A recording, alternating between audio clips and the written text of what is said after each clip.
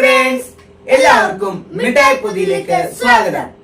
പത്രങ്ങളിലൂടെ വേറൊരു എപ്പിസോഡാണ്. Yes. ഞങ്ങൾ തമ്മിലുള്ള യുദ്ധം വീണ്ടും തുടങ്ങിയിരിക്കുകയാണ്.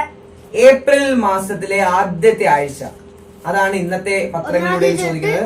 ഏപ്രിൽ 1 മുതൽ 6 വരെയുള്ള ദിവസങ്ങളിലെ ചില ചോദ്യങ്ങളാണ് ഇന്ന് പരിചയപ്പെടുന്നത്. സമ്മാനമുണ്ട്. മത്സരം തന്നെയാണ്. രണ്ടുപേരും പേനെടുത്ത് തയ്യാറായിക്കൊള്ളുക. 2 റൗണ്ടുകൾ. ആദ്യത്തെ റൗണ്ടിൽ 4 ചോദ്യങ്ങൾ. 4 ചോദ്യങ്ങൾ എന്ന് പറയുമ്പോൾ ഓരോ ചോദ്യത്തിനും 5 പിരിവുണ്ട്. ടോട്ടൽ 20 ചോദ്യങ്ങൾ. രണ്ടാമത്തെ റൗണ്ട് ഡയറക്റ്റ് ചോദ്യങ്ങളുടേതാണ്. ജസ്റ്റ് 10 ചോദ്യങ്ങൾ. അങ്ങനെ ആകെ 30 ചോദ്യങ്ങളാണുള്ളത്. പ്രത്യേകത, നിങ്ങൾക്ക് മാർക്ക് വാങ്ങാനുള്ള സാധ്യത ഓരോ ചോദ്യത്തിനും 10 മാർക്കാണ്. Total mark 300. 10 മാർക്ക് എന്ന് പറഞ്ഞാൽ ഒരു ചോദ്യത്തിന് പോലും 10ൽ കൂടുതൽ മാർക്കില്ല. ദാറ്റ് മീൻസ് ഒരു ചോദ്യത്തിന്, ഏതെങ്കിലും ഒരു ചോദ്യത്തിന് നിങ്ങൾ 2 പേരും ഉത്തരം പറയുകയാണെങ്കിൽ നിങ്ങൾക്ക് ലഭിക്കുന്നത് 5 വീതമായിരിക്കും. മറിച്ച് ഒരാൾ പറയാതെ മറ്റേയാൾക്ക് ഉത്തരം ഉണ്ടെങ്കിൽ അതിന് 10 മാർക്കും. കാര്യം മനസ്സിലായല്ലോ? എടാ, 10 നമുക്ക് രണ്ടുപേർക്കും സെയിം ഉത്തരം എഴുതി ഉത്തരം ശരിയായ 5-5. ഒരു ചോദ്യത്തിന്റെ ഉത്തരം മാർക്ക് 10. ശരി, ഫസ്റ്റ് ചോദ്യത്തിലേക്ക്. 10 കിട്ടും. കഴിഞ്ഞ ദിവസം കണ്ട ഒരു വളരെ പ്രധാനപ്പെട്ട, കഴിഞ്ഞ ആഴ്ചയിൽ കണ്ട ഒരു പത്രവാർത്തയായിരുന്നു എമ്പുരാന് 27 വീട്ടില്. എമ്പുരാൻ സിനിമയുമായി ബന്ധപ്പെട്ട വളരെ പ്രശസ്തമായ പല വിവാദങ്ങളും കണ്ടു. നിങ്ങൾ പത്രത്തിൽ വായിച്ചല്ലോ. ഓക്കെ, അപ്പൊ അതുമായി ബന്ധപ്പെട്ടുള്ള 5 ചോദ്യങ്ങളാണ് ആദ്യം. NS മാധവൻ, അദ്ദേഹം എമ്പുരാനുമായി ബന്ധപ്പെട്ട ഈ കടുംവെട്ടിനെ വിശേഷിപ്പിച്ചത്, എമ്പുരാനെ വെട്ടിയത് അത് ഫാൻഡം ലിംബാണ്, ഫാൻഡം ലിംബിന് തുല്യമാണ് എന്നൊരു പ്രയോഗം NS മാധവൻ നടത്തിയിട്ടുണ്ട്. എന്താണ് ഫാൻഡം ലിംബ് എന്നുള്ളതാണ് ഒന്നാമത്തെ ചോദ്യം. ഫാൻഡം ലിംബ് പത്രത്തിൽ കണ്ടയില്ലല്ലേ? Fandom limb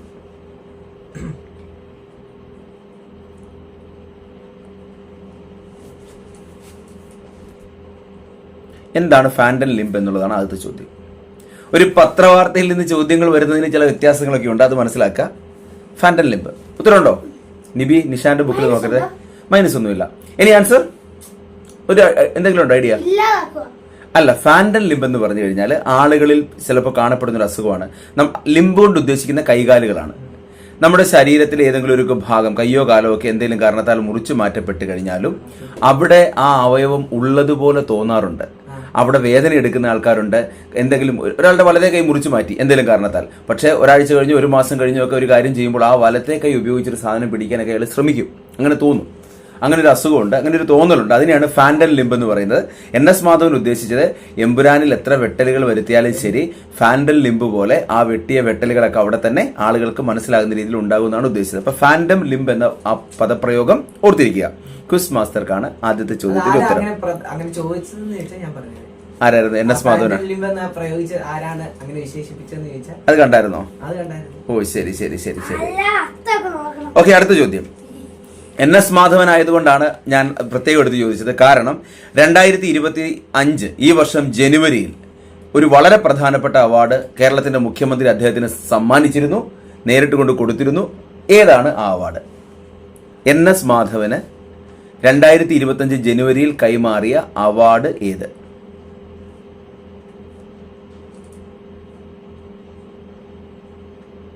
yes,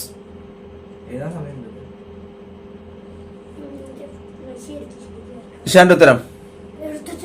Nibi, Ezhuthachan പുരസ്കാരം. 2024 എഴുത്തച്ഛൻ പുരസ്കാരം കിട്ടിയത് 2 പേർക്കുമാണ്. NS മാധവനാണ്. 2 പേർക്കും 5 മാർക്ക് വീതം ഇടാം. 10 മാർക്കിന്റെ ചോദ്യത്തിൽ 5 മാർക്ക് ഷെയർ ചെയ്തിരിക്കുന്നു. മൂന്നാമത്തെ ചോദ്യം. NS മാധവനെ കുറിച്ച് ഓർക്കുമ്പോൾ എല്ലാവരും ആദ്യം, ഏറ്റവും ഗംഭീരമായ പുസ്തകങ്ങൾ ഒരുപാട് എഴുതിയ ആളാണ് NS മാധവൻ. അദ്ദേഹത്തെ കുറിച്ച് ഓർക്കുമ്പോഴുള്ള ഏറ്റവും പ്രശസ്തമായ അദ്ദേഹത്തിന്റെ പുസ്തകം അല്ലെങ്കിൽ കഥ എന്ന് പറയുന്നത് ലോകത്തെ വളരെ പ്രശസ്തനായ ഒരു സ്പോർട്സ് താരവുമായി ബന്ധപ്പെട്ടാണ്. ഏതാണ് ആ കഥ? കഥയ്ക്ക് സ്പോർട്സ് താരത്തിന്റെ കാര്യങ്ങളുമായിട്ട് ബന്ധമൊന്നുമില്ല, പക്ഷെ ആ പേരാണ് ഉപയോഗിച്ചിരിക്കുന്നത്. നീ പെട്ടെന്ന് എഴുത്. ഇവൻ ഇങ്ങനെ തുറന്നു വെച്ചാൽ നോക്കി പോവല്ലോ.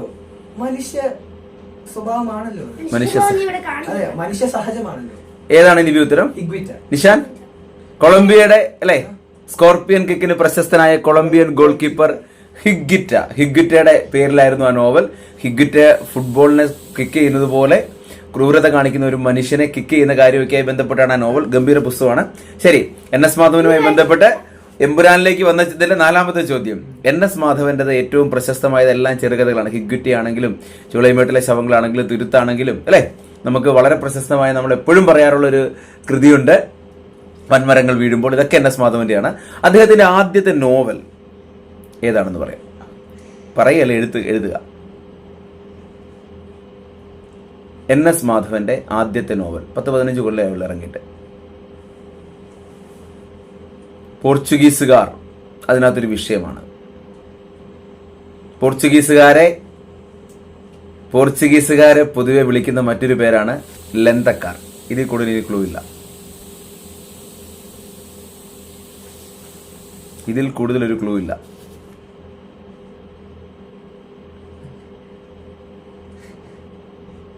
ഓക്കെ, ക്ലൂവിന്റെ അടിസ്ഥാനത്തിൽ ആരെങ്കിലും എന്തെങ്കിലും എഴുതിയോ? എന്താ എഴുതിയേ? ലന്തക്കാർ. എഴുതിയ എന്താന്ന് പറ? ലന്തൻ ബത്തേരി.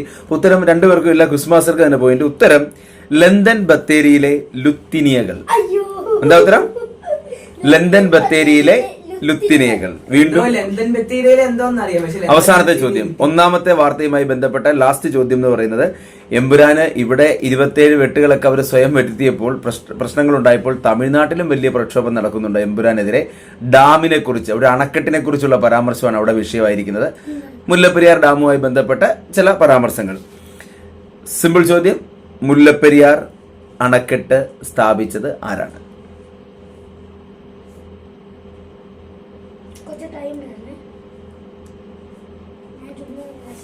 അല്പം പെട്ടെന്ന് ക്വിക്കായിട്ട് എഴുതിക്കേ.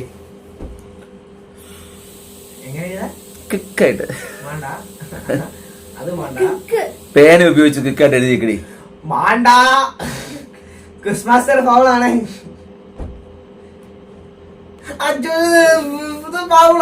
ഓക്കെ, സമയം കഴിഞ്ഞിരിക്കുന്നത്. നിഷാൻ ഉത്തരവുണ്ടോ? പെന്നി ക്വിക്ക് ആണ് ഉത്തരം. നിവി? ജോൺ പെന്നി ക്വിക്ക് ആണ് ഉത്തരം. ജോൺ ഏതെഴുതിയത്? പെൻ ക്വിക്ക് എന്നല്ല എഴുതി. നിഷാൻ എന്താ എഴുതിയത്? അല്ല നിഷാൻ, അല്ല, ഒരൊറ്റ ചോദ്യം, ജോൺ പെന്നി ക്വിക്ക് എന്നുള്ള പേര് അറിയായിരുന്നോ? ഇത് കേട്ടപ്പോ മനസ്സിലായത്. ശരി, ഒരു കാര്യം ചെയ്യും, നിബിക്ക് 10 മാർക്ക്, നിഷാൻ 5 മാർക്ക്. ചില വ്യത്യാസങ്ങൾ നമ്മൾ വരുത്തും. അപ്പോൾ അതനുസരിച്ച് നിബിക്ക് 10, നിഷാൻ 5. ഇത് ശരിക്കും ഫൗളാ. ക്വിക്കെന്നും പറഞ്ഞ് പേന കൊണ്ട് എഴുതാനും പറഞ്ഞത് ക്രിസ്മസ്. ഇത് ഫൗൾ. വെരി. ഓക്കെ, ആദ്യത്തെ ചോദ്യം കഴിഞ്ഞു. ഇത് മുല്ലപ്പെരിയാർ അണക്കെട്ട് പണിത് ആരെന്നൊക്കെ പഠിച്ചു വെക്കുക. അതിന് വലിയ ക്ലൂ ഒന്നും വേണ്ട കേട്ടോ. അത് സിക്കിടിയാണെങ്കിലും പഠിച്ചു വെക്കുക. ജോൺ പെന്നിക്കാണ് ആൻസർ. എത്ര മാർക്ക് ഫസ്റ്റ് റൗണ്ടിൽ? എത്ര മാർക്ക്? 15 മാർക്കും 20 മാർക്കും. ശരി, രണ്ടാം റൗണ്ട്. സെക്കൻഡ് റൗണ്ട് അല്ല, ആദ്യത്തെ റൗണ്ടിലെ 2ാമത്തെ ചോദ്യം. 4 ചോദ്യങ്ങളിൽ 2ാമത്തേത്. വാർത്ത ഇതാണ്: വഖഫ് ഭേദഗതി ബിൽ ഇന്ത്യൻ പാർലമെന്റ് അംഗീകരിച്ചു. നെഞ്ചത്ത് കൈവെക്കണ്ട, കഴിഞ്ഞ ആഴ്ച ഏറ്റവും കൂടുതൽ സംസാരിക്കപ്പെട്ട, ചർച്ച ചെയ്യപ്പെട്ട വിഷയങ്ങളിലൊന്ന്. 1ാമത്തെ ചോദ്യം സിമ്പിൾ, ഏറ്റവും ചുരുങ്ങിയ വാക്കുകൾ എഴുതുക. വാട്ട് ഈസ് മീൻ ബൈ വഖഫ്? എന്താണ് വഖഫ്? ഏറ്റവും ചുരുങ്ങിയ വാക്കുകൾ എഴുതുക. നിങ്ങൾ പറയുമ്പോൾ എക്സ്പ്ലെയിൻ ചെയ്താൽ മതി. ഒരു വരിയിൽ അല്ലെ 2 വരിയിൽ എഴുതിയാൽ മതി, സമയം കളയണ്ട. എന്താണ് വഖഫ്?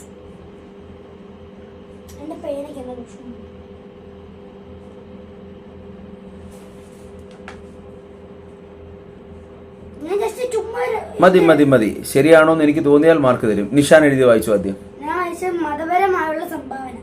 മതപരമായുള്ള സംഭാവന. കുറച്ചുകൂടെ സ്പെസിഫിക് ആയിട്ട് പറയാമോ? Okay, done. സംഭാവന വന്നു മുസ്ലിങ്ങൾ. മുസ്ലിം ആളുകൾ ദൈവികമായി നൽകുന്ന ഭൂമി, സ്ഥലം.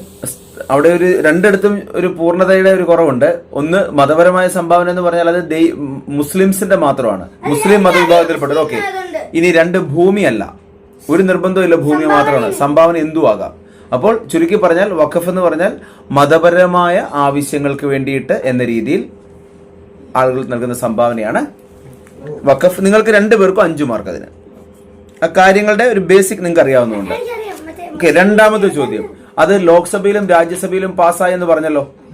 അന്നേരം ആ നിമിഷം ആ ബില്ല് ചർച്ചയ്ക്കെടുക്കുമ്പോൾ എത്ര ആളുകളാണോ ലോക്സഭയിൽ അല്ലെങ്കിൽ രാജ്യസഭയിൽ പ്രസന്റ് ആയിട്ടുള്ളത്, അതിൽ ഭൂരിപക്ഷം കിട്ടിക്കഴിഞ്ഞാൽ ബില്ല് പാസ്സാകും. അത്രയും മതി. പക്ഷേ 2ാമത്തെ ചോദ്യം അതല്ല. എങ്കിൽ നിങ്ങൾ എഴുതേണ്ടത് ഇന്ത്യയുടെ ലോക്സഭയിലെയും രാജ്യസഭയിലെയും പരമാവധി അംഗസംഖ്യ എത്ര? ലോക്സഭയിലെയും രാജ്യസഭയിലെയും ഓരോന്നായിട്ട് പരമാവധി അംഗസംഖ്യ. ക്വസ്റ്റ്യൻ വളരെ അംഗസംഖ്യ എത്ര മെമ്പേഴ്സ്? ലോക്സഭയിൽ എത്ര മെമ്പേഴ്സ് ആകാം? രാജ്യസഭയിൽ എത്ര മെമ്പേഴ്സ് ആകാം? ആകെ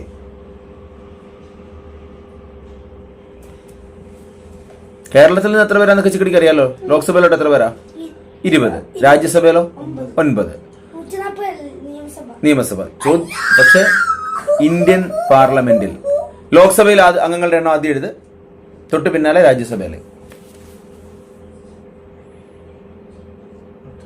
ശരി, പറഞ്ഞോ ഉത്തരം. രാജ്യസഭ ആ 289. നിഷാന്റെ ഉത്തരം 250 പേരാണ് രാജ്യസഭയിൽ പരമാവധി വരാവുന്നത്. നിഷാൻ തെറ്റിയത് സഹിക്കാം, നിബിക്ക് യാതൊരു എക്സ്ക്യൂസും ഇല്ല. ഇന്ത്യൻ പാർലമെന്റിൽ രാജ്യസഭയിൽ അംഗസംഖ്യ 250. അതിന് നമുക്ക് ഓർക്കാവുന്നത് 238 + 12. 238 പേര് സംസ്ഥാനങ്ങളുടെ പ്രതിനിധികളായിട്ടും 12 പേരെ രാഷ്ട്രപതിക്ക് പല മേഖലകളിലുള്ള ആൾക്കാരെയായിട്ട് അങ്ങോട്ട് നോമിനേറ്റ് ചെയ്യാം. PT ഉഷ ഇപ്പം രാജ്യസഭാംഗമായിരിക്കുന്നതൊക്കെ അങ്ങനെയാണ്. സുധാമൂർത്തി, നിഷാന്റെ പ്രിയപ്പെട്ട എഴുത്തുകാരി, രാജ്യസഭാംഗമാണ്. സുരേഷ് ഗോപി ആദ്യം രാജ്യസഭാംഗമായത് നോമിനേറ്റഡ് മെമ്പർ ആയിട്ടാണ്, ഇപ്പം ലോക്സഭയിലാണ്. ഓക്കെ, 500 നമ്മൾ പറഞ്ഞതിൽ 250 രാജ്യസഭയുടെ, 38 + 12. ഓക്കെ, ലോക്സഭയിലോ 552 ലോക്സഭയിൽ പരമാവധി പറ്റുന്നത്. പരമാവധി 552 ലോക്സഭയിൽ പരമാവധി പറ്റുന്നത്. ഇപ്പോൾ ലോക്സഭയിലുള്ളത് 543 പേരാണ്. അത് ഓർത്തു വെക്കുക കേട്ടോ. ഇപ്പൊ 543 സീറ്റുകളാണ് ഉള്ളത് നിലവിൽ. പക്ഷെ 552 വരെ പരമാവധി 550 + 2 എന്നുള്ളതാണ് ഭരണഘടന ഏറ്റവും മാക്സിമം ആയിട്ട് പറ്റുന്നത്. നിങ്ങൾ രണ്ടുപേരോടും സിമ്പിൾ ആയിട്ടെന്നല്ല, ഏറ്റവും നിർണായകമായിട്ട് അറിഞ്ഞിരിക്കേണ്ട സംഭവമാണ്. ഇന്നത്തെ ഈ ക്വിസ് മത്സരം കഴിയുമ്പോൾ ലോക്സഭയും രാജ്യസഭയും കുറിച്ച് അത്യാവശ്യം കാര്യങ്ങൾ പഠിക്കാൻ സമയം വിനിയോഗിക്കുക. മൂന്നാമത്തെ ചോദ്യം, ഈ വഖഫ് ബില്ലുമായി ബന്ധപ്പെട്ട പ്രധാനപ്പെട്ട കാര്യങ്ങളെക്കുറിച്ചുള്ള പരാമർശങ്ങളെല്ലാം നടത്തുന്നതും ലോക്സഭയിൽ ഈ കാര്യങ്ങളൊക്കെ പറയുന്നതെല്ലാം പാർലമെന്ററി കാര്യത്തിന്റെയും ന്യൂനപക്ഷ കാര്യത്തിന്റെയും മന്ത്രിയാണ്. കേന്ദ്രത്തിലെ പാർലമെന്ററി കാര്യം അതുപോലെ ന്യൂനപക്ഷ കാര്യം രണ്ടും ഒരാളാണ്. ആരാണ് കേന്ദ്ര പാർലമെന്ററി കാര്യമന്ത്രി? ആരാണ് കേന്ദ്ര ന്യൂനപക്ഷ കാര്യമന്ത്രി? ഉത്തരവുണ്ടോ? ഇല്ല. ശരി, ഉത്തരവില്ല. കിരൺ റിജ്ജു ആണ് ഉത്തരം. ആരാണ്? കിരൺ റിജ്ജു. ഒരു പത്രവാർത്ത, അതല്ലെങ്കിൽ ഈ വാർത്ത വന്നില്ലെങ്കിൽ പോലും അറിഞ്ഞിരിക്കേണ്ട കാര്യം. മൂന്നാമത്തെ ചോദ്യം, നാലാമത്തെ ചോദ്യം. നിങ്ങൾ പത്രങ്ങളിൽ മാത്രമല്ല, അതുകൂടാതെ ഇതിനകത്ത് സോഷ്യൽ മീഡിയയിലും ചാനലിലും ഒക്കെ നിങ്ങൾ പാർലമെന്റിൽ ഈ വിഷയവുമായി ബന്ധപ്പെട്ട ചർച്ചകളൊക്കെ നടക്കുന്നുണ്ട്. ഇത് കുറച്ച് കുഴപ്പം പിടിച്ച ചോദ്യമാണ്. ഇതിനകത്ത് കെ രാധാകൃഷ്ണൻ, ചേലക്കരയിൽ നിന്നുള്ള, ഇപ്പൊ ചേലക്കരയല്ല, ആലത്തൂരിൽ നിന്നുള്ള കേരളത്തിന്റെ MP ആയ കെ രാധാകൃഷ്ണൻ ഈ വഖഫ് ബില്ലുമായി ബന്ധപ്പെട്ട ഒരു ചർച്ചയിൽ ലോകത്തെ വ്യാപകമായി ഉപയോഗിക്കപ്പെടുന്ന ഒരു കവിത ഉപയോഗിച്ചിരുന്നു. അതായത് അവരാദ്യം സോഷ്യലിസ്റ്റുകളെ തേടി വന്നു.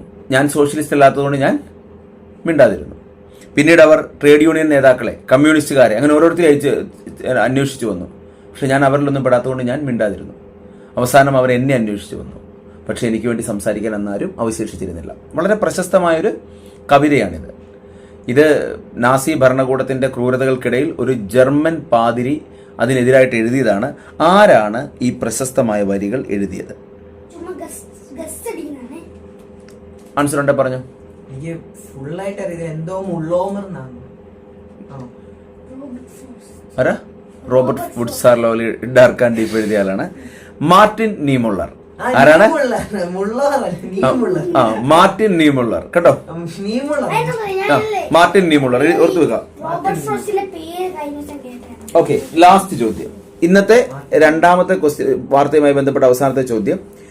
യഥാർത്ഥത്തിൽ പാർലമെന്റിലേക്ക് 2 സഭകളും അംഗീകരിക്കുന്നതിന് മുമ്പ് ഈ കമ്മിറ്റി, വഖഫ് ഭേദഗതി ആദ്യം വന്നപ്പോൾ മൊത്തത്തിൽ പ്രതിപക്ഷം എല്ലാം പറഞ്ഞിട്ട് ചെയ്തത് അതിനുവേണ്ടി ഒരു JPC രൂപീകരിച്ചു. കൂടുതൽ ചർച്ചകൾക്ക് വേണ്ടി ഒരു JPC രൂപീകരിച്ചു.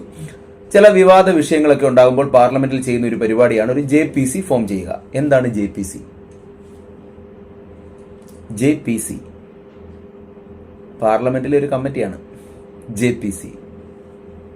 ഇതിൽ കൂടുതൽ ക്ലൂ ഇനിയില്ല.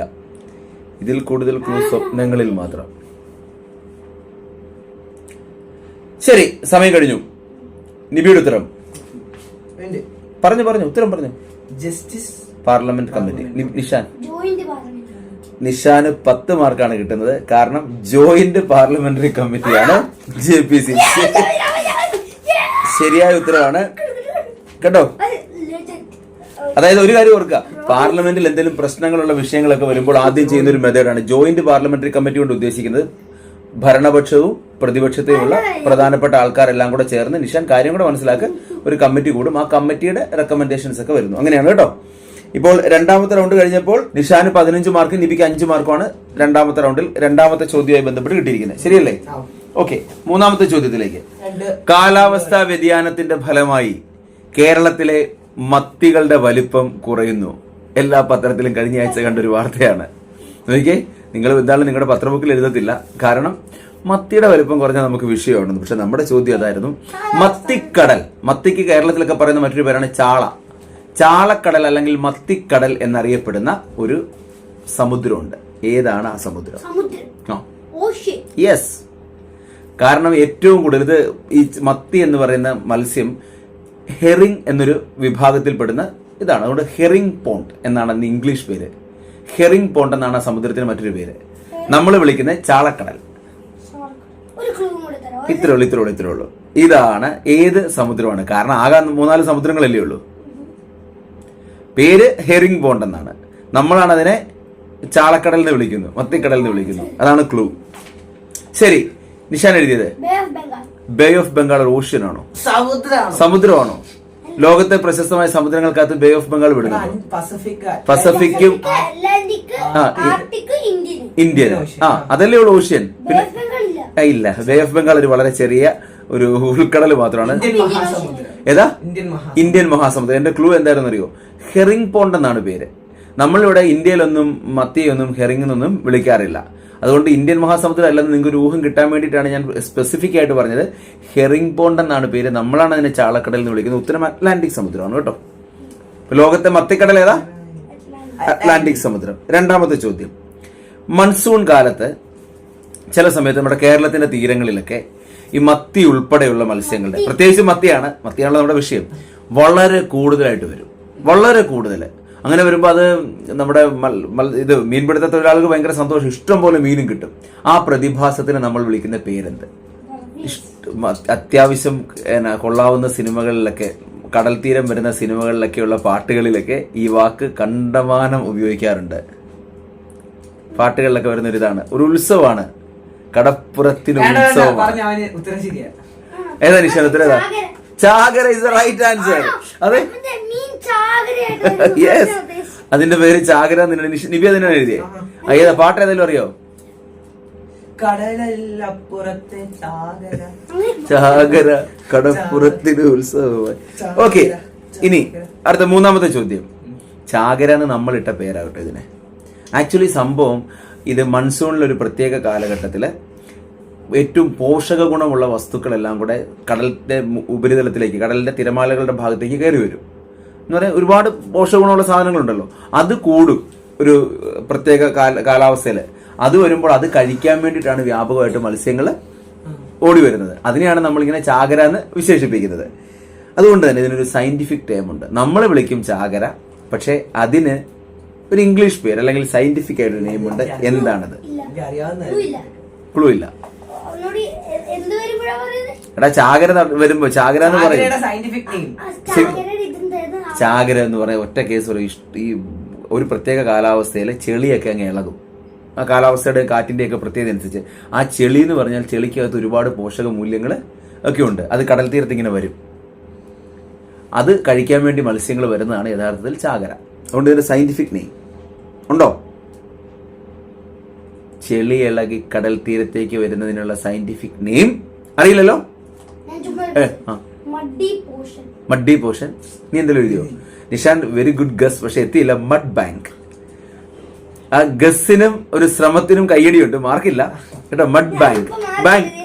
ഓക്കെ, അടുത്ത് തീരം. Mud bank. ഓക്കെ, മത്തിയുടെ ഇംഗ്ലീഷ് പേരാണ് നിങ്ങൾ ഇനി എഴുതേണ്ടത്. മത്തിയുടെ ഇംഗ്ലീഷ് പേര്. ഒരു കാര്യം ഞാൻ പറയാം, ഇത് അറ്റ്ലാന്റിക് സമുദ്രത്തിന്റെ തീരത്ത് തന്നെയുള്ള ഒരു ദ്വീപ്. ആ ദ്വീപിനോട് ചേർന്നാണ് മത്തി ഏറ്റവും കൂടുതൽ കണ്ടെത്തിയത്. ആദ്യം കണ്ടെത്തിയത് അവിടെയാണ്. അതുകൊണ്ട് ആ ദ്വീപിൽ നിന്നാണ് ആ പേര് കിട്ടിയത്. നിങ്ങൾക്ക് ആ ദ്വീപിനെ അറിയത്തൊന്നുമില്ല. ദ്വീപിനെ അറിയാമെങ്കിൽ മത്തിയുടെ ഇംഗ്ലീഷ് പേര്. സിമ്പിൾ ചോദ്യം.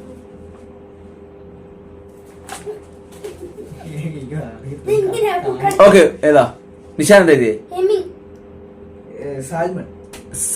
സാൽമണോ? സാർഡീനിയ എന്ന ദ്വീപാണ്. സോ സാർഡിൻ, SARDIN, സാർഡിനാണ് മത്തി.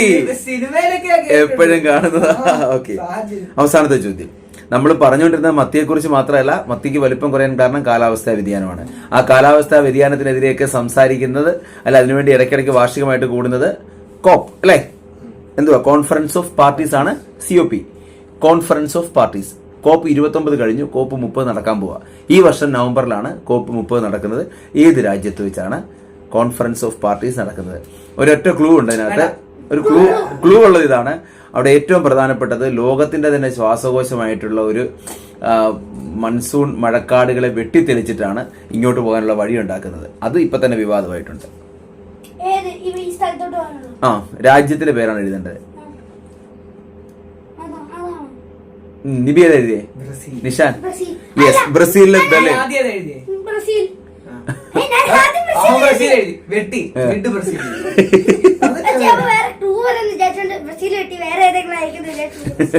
ഓക്കെ, ബ്രസീൽ തന്നെ. അപ്പൊ ശരി, നിങ്ങൾക്ക് രണ്ടുപേർക്കും 5 മാർക്ക് കൂടെ.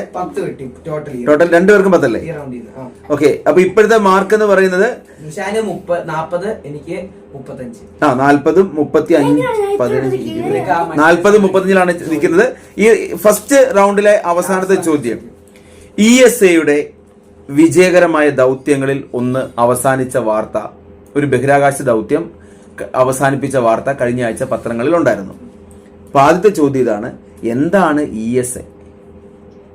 23 രാജ്യങ്ങൾ ചേർന്ന് നടത്തുന്ന ഒരു ബഹിരാകാശ ഏജൻസിയാണ് ESA. അതിന്റെ ഹെഡ്ക്വാർട്ടേഴ്സ് പാരീസ് ആണ്. എവിടെ?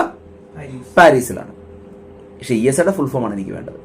പാരീസ് ഹെഡ്ക്വാർട്ടേഴ്സ് ആയിട്ട് 23 അംഗരാജ്യങ്ങളുള്ള ESA. സമയം കഴിഞ്ഞു. പറ, എന്താ എഴുതിയേ? Eternal space association. Nibi? European space agency. നിബിക്ക് 10 മാർക്ക്. നിഷാൻ? നിബി ലീഡിലേക്ക് തിരിച്ചു വന്നിരിക്കുന്നു. 10 മാർക്കാണ് നിബിക്ക്. European space agency. അടുത്ത ചോദ്യം, നമ്മൾ പറഞ്ഞത് എന്താ? വിജയകരമായ ഒരു, അതായത് ഒരു സ്പേസ് ടെലസ്കോപ്പ് ആയിരുന്നു അവരുടെ, ESAയുടെ. അത് വർഷങ്ങൾ നീണ്ട അവരുടെ ദൗത്യം അവസാനിപ്പിച്ചത് വേണ്ടെന്ന് വെച്ചു. ഏതാണ് ആ സ്പേസ് ടെലസ്കോപ്പ്? പത്രത്തിലുണ്ടായിരുന്ന വളരെ പ്രധാനപ്പെട്ട ഒരു വാർത്തയാണ്. നിഷാൻ അറിയില്ല, നിബിക്കുണ്ടോ? ഗയ്യ 4 ഇല്ല, ഗയ്യേ ഉള്ളൂ. പക്ഷെ മാർക്കുണ്ട്. ക്വിസ് മാസ്റ്ററുടെ തീരുമാനം ഗയ്യ.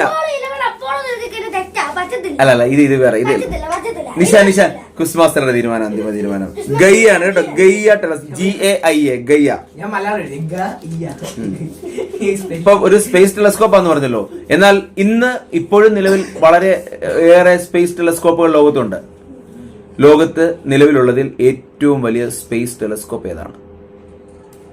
ലോകത്ത് നിലവിലുള്ളതിൽ ഏറ്റവും വലിയ space telescope.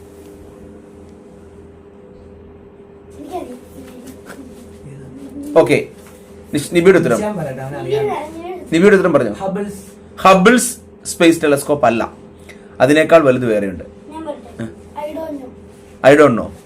James Webb space telescope ആണ് ഏറ്റവും വലുത്. ഹബിൾ വളരെ പ്രധാനപ്പെട്ട സ്പേസ് ടെലസ്കോപ്പ് ആണ്, അതിനേക്കാൾ വലുതാണ് കേട്ടോ. James Webb. നിഷാൻ ഓർത്തു വെക്കാം. ഇനി ഗയ്യ അതിന്റെ പ്രവർത്തനം നിർത്തിയ കാര്യം പറഞ്ഞു. അതുപോലെ തന്നെ നമ്മൾ ഈ കഴിഞ്ഞ ആഴ്ചയിൽ തന്നെയാണ് ISROയുടെ ഒരു ശാസ്ത്രീയ പഠന ഉപകരണം 95 ദിവസം ബഹിരാകാശത്ത് പര്യടനമൊക്കെ നടത്തിയതിന് ശേഷം അവർ അവസാനിപ്പിച്ചു. അത് മിനിയാന്നാണ് ഇന്ത്യൻ മഹാസമുദ്രത്തിൽ വന്ന് വീണത്. അത് വന്ന് വീണതെന്ന് പറഞ്ഞാൽ വിജയകരമായ പരീക്ഷണത്തിനൊക്കെ ശേഷം അത് ബഹിരാകാശത്ത് പയർ മുളപ്പിക്കാനൊക്കെയുള്ള ശ്രമമൊക്കെ നടത്തി തിരിച്ചു വരാനുള്ള കാരണം എന്ന് പറഞ്ഞാൽ നിങ്ങൾക്കറിയാലോ, ബഹിരാകാശത്ത് ഇപ്പോൾ ഒരുപാട് മാലിന്യങ്ങളുണ്ട്. ഉപേക്ഷിക്കപ്പെടുന്ന ശൂന്യാകാശ വാഹനങ്ങളൊക്കെ ബഹിരാകാശത്ത് കിടന്നാൽ അത് വലിയ പ്രശ്നമാണ്. അതുകൊണ്ടാണ് ISRO അതിനെ തിരിച്ചു കൊണ്ടുവന്നത്. ഏതാണ് ആ പദ്ധതി? ഒരു ക്ലൂ ഞാൻ ചോദിച്ചോട്ടെ, അത് മാത്രം. ഇതിൽ 4 ഉണ്ടോ? ഇതിൽ 4 ഉണ്ട്. ആ, ഇതിൽ അപ്പൊ 4 എനിക്ക് ഉണ്ട്. മാറിപ്പോയതാ. ബഹിരാകാശത്ത് വിജയത്തിന്റെ കവിതകൾ രചിച്ചുകൊണ്ട് ISRO തിരിച്ചു വന്നിരിക്കുന്നത്.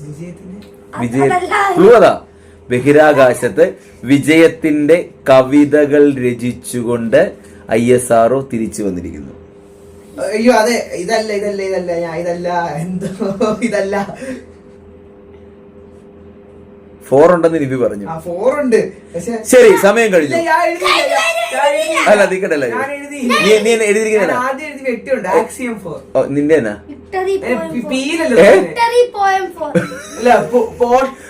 Answer poem 4. ഉത്തരം എന്താ? ഉത്തരം ഏതാ? പോയം 4 ആണ്. Poem 4. PSLV orbital experiment module 4. ഏതാ? ഇല്ല, ഇതായത് രണ്ടും PSLV ഓർബിറ്റൽ എക്സ്പെരിമെന്റ് മൊഡ്യൂൾ 4 എന്നുള്ളതാണ് പോയം 4. ശരി, അവസാനത്തെ ചോദ്യം. ആർക്കും മാർക്കില്ല. ലാസ്റ്റ് ചോദ്യം. ISROയുടെ കാര്യത്തിൽ പറഞ്ഞ് അവസാനിപ്പിക്കുന്നുണ്ട്. ISROയുടെ മലയാളിയായ S. സോമനാഥ് ISROയുടെ ചെയർമാൻ ആയിരുന്നു. ഇപ്പൊ പുതിയ ആൾ വന്നല്ലോ. ഇപ്പോഴത്തെ ആരാ ചിക്കടി? പി നാരായണൻ. അപ്പൊ S. സോമനാഥിനെ ഈ കഴിഞ്ഞ ദിവസങ്ങളിൽ ഇന്ത്യയിലെ ഏതോ ഒരു സംസ്ഥാനത്തെ സയന്റിഫിക് അഡ്വൈസറായിട്ട് നിയമിച്ചിട്ടുണ്ട്. ഏത് സംസ്ഥാനത്തെ സയന്റിഫിക് അഡ്വൈസറാണ് ഇപ്പോൾ S. സോമനാഥ്?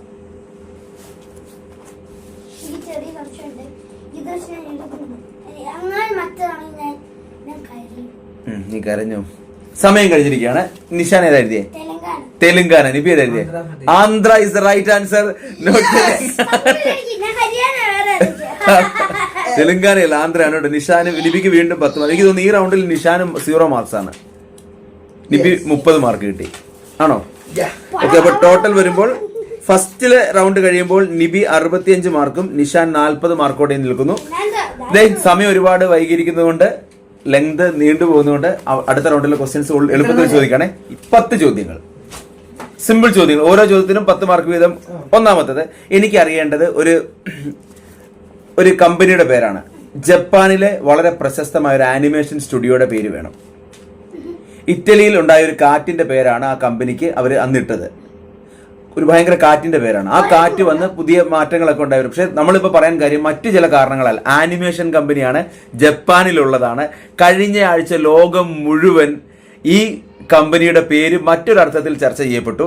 ചർച്ച ചെയ്യപ്പെട്ട സാധനത്തിനോ നമ്മളെല്ലാം അനുഭവിച്ച സാധനത്തിനോ കമ്പനിയായിട്ട് ബന്ധമൊന്നുമില്ല. പക്ഷേ ചാറ്റ് GPT ഒക്കെ മുഖാന്തരം കഴിഞ്ഞ ആഴ്ച ലോകം മുഴുവൻ ആഘോഷിച്ച ഒരു സംഭവത്തിന് യഥാർത്ഥ പേര് കിട്ടിയിരിക്കുന്നത് ജപ്പാനിലെ പ്രശസ്തമായ ആനിമേഷൻ കമ്പനിയിൽ നിന്നാണ്. ആ നിങ്ങൾ ആഘോഷിച്ച സാധനം എഴുതി കഴിഞ്ഞാൽ കമ്പനിയുടെ പേരായി. ലോകം മുഴുവൻ.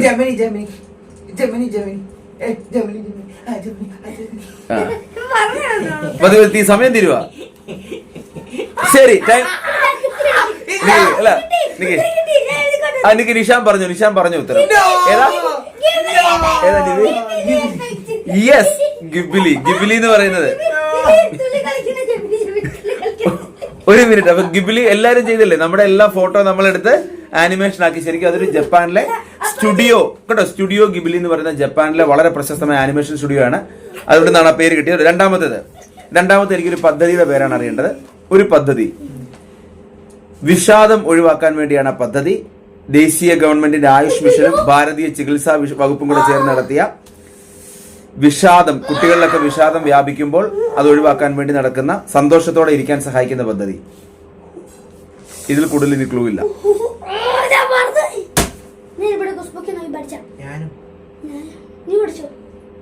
നീ ഫേസ്ബുക്കിൽ നോക്കിയല്ല പഠിക്കണ്ട, അവൻ എഴുതുന്നുണ്ട്, നീ എഴുതണം കേട്ടോ. സ്വന്തമായിട്ട് എഴുതി പഠിക്കണം.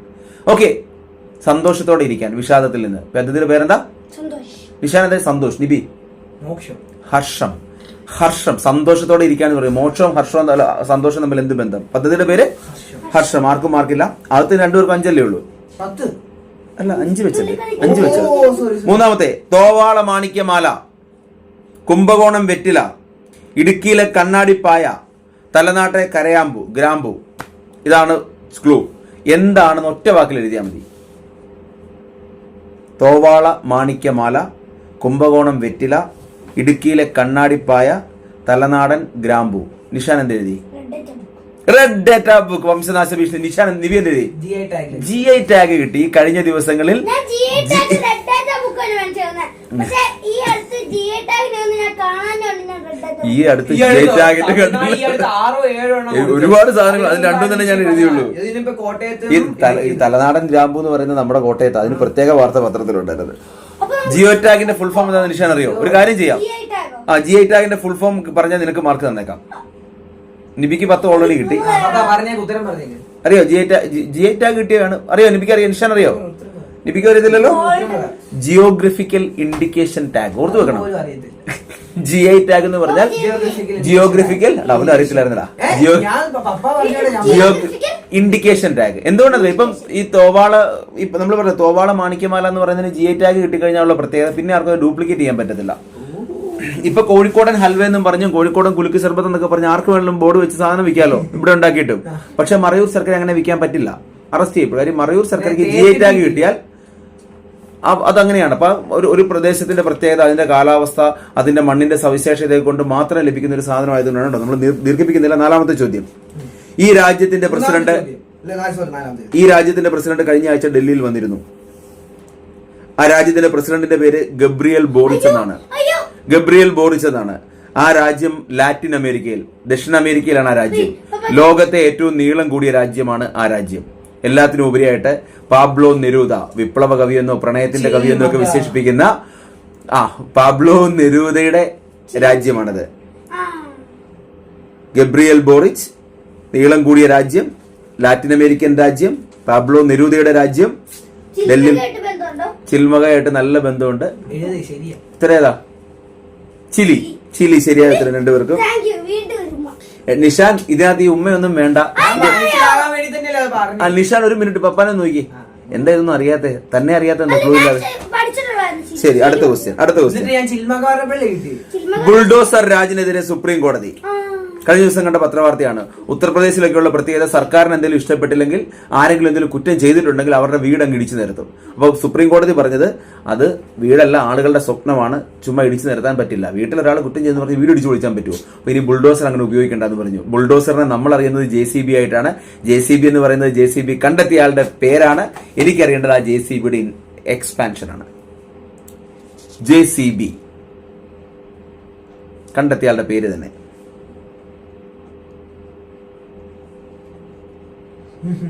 നിഷാൻ ഉത്തരവുണ്ടോ? എന്താ പറഞ്ഞോ? ഞാൻ എന്ത് പറയാം, നീ ഉത്തരം പറ. JCBക്കകത്ത് ജോസഫ്. ഉത്തരം പറ. ജോസഫ് സിറിൽ ബാംഫോർഡ് ആണ് ശരി ഉത്തരം. അടുത്തത്, ആ ക്ഷേത്രത്തിൽ പൈങ്കിനി ഉത്ര ഉത്സവത്തിന് കൊടിയേറ്റമാവുന്നു. പൈങ്കിനി ഉത്ര ഉത്സവം ഏത് ക്ഷേത്രത്തിലാണ്? നമ്മുടെ തൊട്ടടുത്ത ജില്ലയിലാണ്. ആ ജില്ലയിലെ തീർത്ഥാടനമാണ് കേരളത്തിലെ ഏറ്റവും വലിയ ഒരു ആവേശ ഉത്സവങ്ങളിൽ ഒന്ന്. ആ സീസണിൽ ഏറ്റവും കൂടുതൽ വരുമാനം കിട്ടുന്ന ഇന്ത്യയിലെ തന്നെ ക്ഷേത്രവും ആ ക്ഷേത്രം തന്നെയാണ്. എവിടെയാണ് ഈ പൈങ്കിനി ഉത്ര ഉത്സവം നടക്കുന്നത്? തൊട്ടടുത്ത ജില്ല. ഏറ്റവും വരുമാനം സീസണിൽ നോക്കിയാൽ ആ സീസണിൽ ഏറ്റവും വരുമാനം കിട്ടണം. നിഷാന്റെ ഉത്തരം എന്താ? നിന്റെ ഉത്തരം എന്താ? ശബരിമല. രണ്ടുപേർക്കും 5 മാർക്ക്. അടുത്തത്, ബിംസ്റ്റെക് റീജിയണൽ കോൺഫറൻസ് ബാങ്കോക്കിൽ. തൊട്ടടുത്ത് ബാങ്കോക്കിലാണ് ബിംസ്റ്റെക്കിന്റെ. ബിംസ്റ്റെക് എന്ന് പറഞ്ഞാൽ bay of Bengal initiative for multi sectoral technical and economic corporation. വലിയ പേരാണ്, കാണാതെ പഠിച്ചു വെക്കണം. ബിംസ്റ്റെക്കിന്റെ പത്രവാർത്ത കാണുമ്പോൾ നമ്മൾ അതിന്റെ ഫുൾ ഫോം പഠിച്ചു വെക്കണം. നിങ്ങൾക്ക് അറിയില്ല എന്നുള്ള തോന്നലുകൊണ്ടാണ് ഞാനത് ചോദിക്കാത്തത്. Bay of Bengal initiative for multi sectoral technical and economic corporation.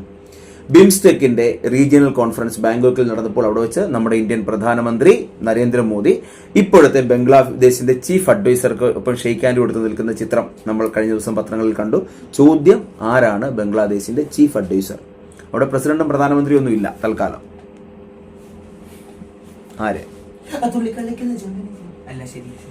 Nobel സമ്മാന ജേതാവാണ്, പാവങ്ങളുടെ ബാങ്കർ എന്നാണ് അറിയപ്പെടുന്നത്. പേര് പറഞ്ഞു. നിഷാന്റെ പേര്? മുഹമ്മദ് യൂനുസ്. നിബി? മുഹമ്മദ് യൂനുസ് ശരിയായ ഉത്തരം. 5 മാർക്ക് രണ്ടുപേർക്കും. അടുത്ത ചോദ്യം, സമയമില്ല. അടുത്ത ചോദ്യം, 8ാമത്തെ ചോദ്യമാണേ. 8 അല്ലേ? ഞാൻ ഒരു പാട്ട് കേൾപ്പിക്കേ. മാസം തൂക്കം മട്ടി. കേൾക്കുന്നോ?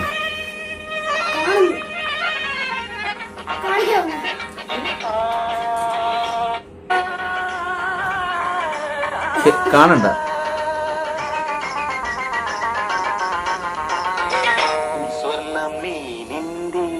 സ്വർണ്ണമീനിന്റെ ചേലത്ത കണ്ണാടേ എന്റെ രോമാഞ്ചമായി മുന്നിൽ വാ. സ്വർണ്ണമീനിന്റെ ചേലത്ത കണ്ണാടേ എന്റെ രോമാഞ്ചമായി മുന്നിൽ വാ. കേട്ടല്ലോ? സ്വർണ്ണ മീനിന്റെ ഓക്കെ. ഈ പാട്ട് സീനിൽ രണ്ടുപേരിരുന്നാണ് പാടുന്നത്. ഒന്ന് പ്രേം നസീറാണ്, കൂടെ ആടുന്ന തൃശ്ശൂർ സ്വദേശിയായ ഒരു മലയാള നടനാണ്. ഏകദേശം 100ഓളം മലയാള ചലച്ചിത്രങ്ങളിൽ അഭിനയിച്ചിട്ടുണ്ടായിരുന്നു. ഒത്തിരി പ്രണയ നായകനായിട്ടൊക്കെ അഭിനയിച്ചിട്ടുണ്ട്. അദ്ദേഹത്തിന്റെ ആദ്യത്തെ സിനിമ ഉല്ലാസയാത്ര എന്നുള്ളതായിരുന്നു. ഏപ്രിൽ 4-നാണ് അദ്ദേഹം മരണപ്പെട്ടത്. അയ്യോ,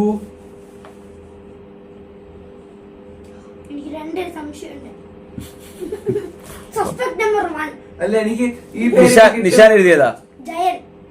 ജയൻ. സത്യനാണോ? ഈ ഏപ്രിൽ 4 എന്ന് പറഞ്ഞാൽ ഏപ്രിൽ 1 മുതൽ 6 വരെയുള്ള ദിവസത്തെ ക്വിസായി നടത്തുന്നത്. നീ പത്രത്തിലൊരു ജയന് സത്യനൊക്കെ മരിച്ചത് ഇപ്പോഴാണോ? എടാ കറണ്ട് അഫയേഴ്സ് അല്ലടാ വിഷയം. അതല്ലേ പത്രങ്ങളിലൂടെ ചോദിക്കുന്നത്. പറ. മനോജ് കുമാർ. ഉത്തരം രവികുമാർ. ആരാ? ഞാൻ പറഞ്ഞില്ലേ മനോജ് കുമാർ. ഓക്കെ, നമ്മൾ അവസാനിക്കുകയാണ്. 9ാമത്തെ ചോദ്യം. സംസ്ഥാന സർക്കാരിന്റെ ഓൺലൈൻ ടാക്സി ആപ്പ് വീണ്ടും സജീവമാകുന്നു. ഓൺലൈനിൽ ടാക്സി ബുക്ക് ചെയ്യൽ മാത്രമല്ല, മറ്റ് ഒരുപാട് കാര്യങ്ങൾ, ഒത്തിരി സൗകര്യങ്ങളുമായിട്ട് വരുന്ന ഓൺലൈൻ ടാക്സി ആപ്പിന്റെ പേരെന്ത്? സംസ്ഥാന ഗവൺമെന്റിന്റെ. നിഷാൻ ഉണ്ടോ? ഉത്തരം പറഞ്ഞു. നിബി. കേരള സവാരി. വീണ്ടും നിബിക്ക് 10 മാർക്ക്. മത്സരത്തിൽ നമ്മൾ പ്രതീക്ഷിക്കുന്നതിന് അപ്പുറത്തേക്ക് നിബി ഇടിച്ചു കയറിയിരിക്കുകയാണ്. അവസാനത്തെ ചോദ്യം. ഇന്നലെ പത്രത്തിൽ കണ്ടു, ഫാക്ലാൻഡ് ദ്വീപുകളുടെ അവകാശം അർജന്റീനയ്ക്ക്. ക്യൂബ എന്ന് പറഞ്ഞ രാജ്യത്തിന്റെ ക്യൂബക്കാർ പറയാണ്. അതായത് സൗത്ത് അറ്റ്ലാന്റിക് സമുദ്രത്തിലുള്ള ഒരു ഐലൻഡാണ് ഫാക്ലാൻഡ്. ഈ ഫാക്ലൻഡിന്റെ അധികാരം തൽക്കാലം, അതൊരു സ്വതന്ത്ര ദ്വീപാണെങ്കിലും അതിന്റെ അധികാരം തൽക്കാലം വേറൊരു രാജ്യത്തിനാണ്. യഥാർത്ഥത്തിൽ ഈ അർജന്റീനൻ തീരത്തുനിന്ന് ഏതാണ്ട് 300 മീറ്ററോ ഒക്കെ ദൂരെ, വളരെ അടുത്ത്, 300 മീറ്റർ ആയിരിക്കും അല്ലേ? എത്രയോ വളരെ അടുത്തൊക്കെ തന്നെയാണ് ഈ ഫാക്ലാൻഡ് ഐലൻഡ് ഉള്ളത്. അപ്പോൾ ഫാക്ലാൻഡ് വാർ എന്നും പറഞ്ഞൊരു വലിയ യുദ്ധം തന്നെ ഉണ്ടായിട്ടുണ്ട് 1982 അർജന്റീനയും ആ രാജ്യവും തമ്മിൽ. ചോദ്യം ഇതാണ്, ഫാക്ലാൻഡ് ദ്വീപിന്റെ ആധിപത്യം കയ്യിൽ സൂക്ഷിച്ചിരിക്കുന്ന അർജന്റീനയ്ക്കുമായിട്ട് അതിന്റെ പേരിൽ യുദ്ധം ഉണ്ടാക്കിയിട്ടുള്ള ആ രാജ്യം ഏതാണ്? അല്ല, ലാറ്റിൻ അമേരിക്കൻ രാജ്യം. ലോകം മുഴുവൻ കീഴടക്കിയ രാജ്യങ്ങളിലൊന്ന്. ഇത്ര മതി. എടാ എടാ എടാ എടാ എടാ ഉത്തരവുണ്ടോ? ലോകം മുഴുവൻ കീഴടക്കിയ രാജ്യം എന്നൊരു ക്ലൂ തന്നു.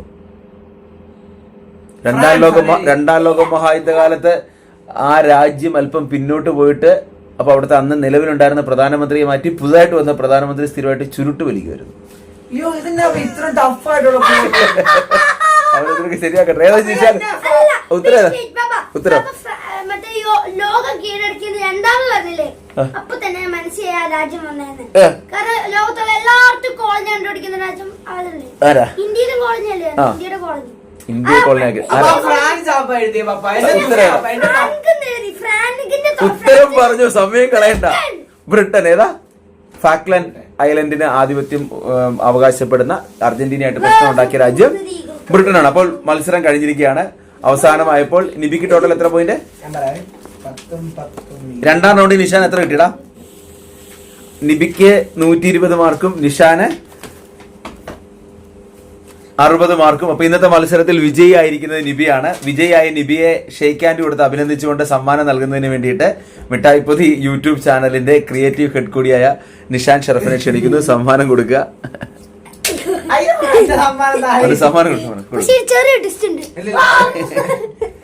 സമ്മാനം കൊടു. തിരിഞ്ഞു കൊടുക്കാതെ നേരെ സമ്മാനം കൊടുക്കണേ. കൊടുക്കാൻ താല്പര്യം.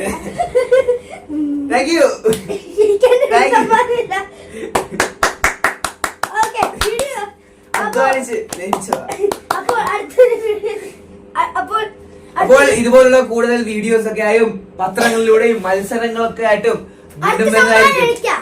അതുവരെ ബൈ. സ്നേഹപൂർവ്വം കോട്ടയത്ത് നിന്നും തോറ്റ നിശാനൊപ്പം നിബി.